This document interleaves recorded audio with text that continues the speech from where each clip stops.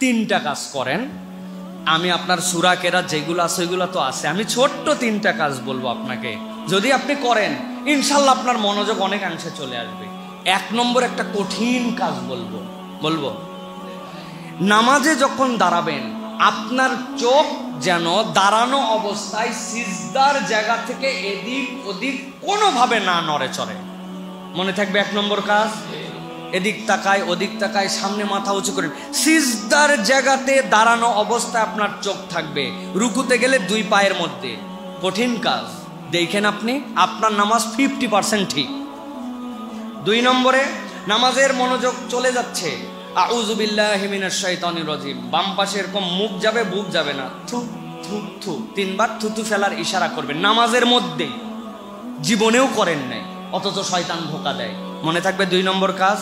3 নম্বর, রুকু এবং সিজদায় 7 তাসবিহ করবেন, 7 তাসবির নিচে রুকু সিজদা করবেন না। তাহলে 1 নম্বর কাজ সিজদার জায়গায় নজর রাখা। 2 নম্বর আউযু বিল্লাহি মিনাশ শাইতানির রাজিম পড়ে বাম পাশে থু থু করে 3 বার ইশারা করা যখনই মনোযোগ চলে যাবে। 3 নম্বর রুকু সিজদায় 7 তাসবিহ দেওয়া।